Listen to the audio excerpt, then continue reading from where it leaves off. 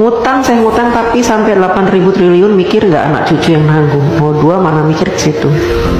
Bapak, VT saya banyak loh yang mengungkap tentang hutang negara, ya. Bahkan kalau saya live, saya selalu bahas tentang hutang negara, ya. Mungkin Bapak yang tidak paham tentang hutang negara, saya akan jelaskan sekali lagi, ya. Mumpung saya lagi ada semangat untuk menjelaskan, supaya apa? Bapak tidak menyebar hoax, ya. Bapak tidak berpikiran jahat terhadap pemerintah, ya. Supaya juga menambah pengetahuan Bapak tentang hutang negara, ya. Mudah-mudahan saja penjelasan saya nanti membuat Bapak agak terbuka matanya, kupingnya, ya, pikirannya, wawasannya. Jadi begini Pak, hutang negara, setiap negara ingin mengajukan hutang kepada IMF atau World Bank gitu ya, atau kepada negara-negara lain gitu ya, kepada negara-negara yang mau memberikan hutang, maka harus disepakati oleh wakil-wakil Bapak. Di mana? Di DPR RI, ya. Bentuk negara kita memang mempunyai aturan seperti itu. Presiden tidak bisa memutuskan segala sesuatunya, apalagi perkara hutang sendirian. Jadi harus dinegosiasikan dengan DPR. Dan DPR punya peraturan bahwa negara tidak boleh berhutang, ya, yang mana pembayarannya, cicilannya itu melebihi 60% dari penghasilan negara, ya.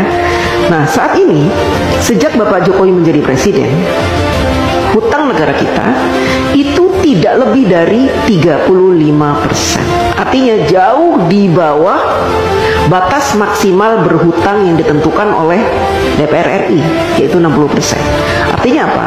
Kita masih berada di ambang aman, ya. Dan saat ini Indonesia terkenal sebagai negara yang hutangnya sedikit dibanding dengan Jepang, Amerika yang sampai 200% dari PDB-nya, Jepang sampai 210%, kemudian negara-negara lain, ya, bahkan tetangga-tetangga kita, Singapura, hutangnya itu banyak Pak. Berbeda dengan kita hutang sedikit.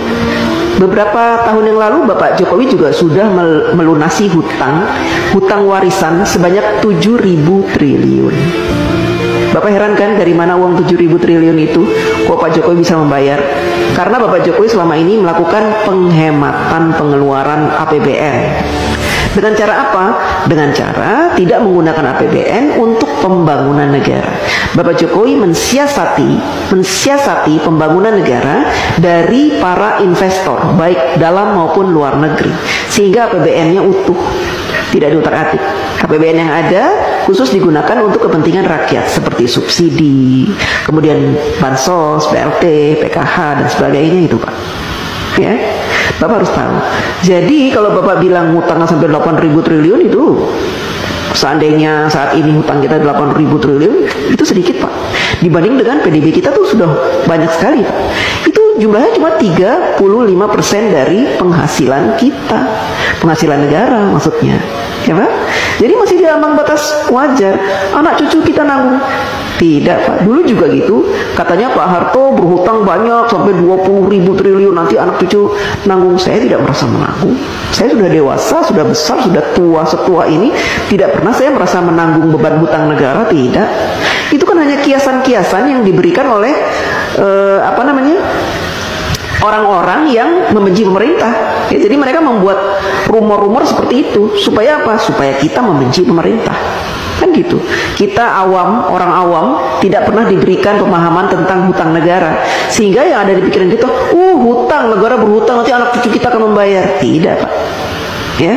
Selama pemerintahan itu baik, memberikan kesejahteraan kepada kita, memberikan gaji UMR yang pantas, ya, kemudian memberikan peluang-peluang untuk usaha sehingga kita punya penghasilan setiap bulan, dan memberikan lowongan-lowongan pekerjaan yang sangat banyak, maka kita tidak terbebani oleh hutang negara Pak. Ya, apalagi sekarang pemerintah sudah membuka banyak sekali lowongan dengan dibukanya smelter-smelter, proyek-proyek hilirisasi, itu akan membuka ratusan ribu lowongan pekerjaan Pak buat bangsa Indonesia, dan itu akan menjadi penghasilan yang akan dinikmati dan sehingga kita tidak dibebani oleh hutang itu. Hutang negara tidak dibebani Pak. Jadi Bapak jangan sok tahu, ya.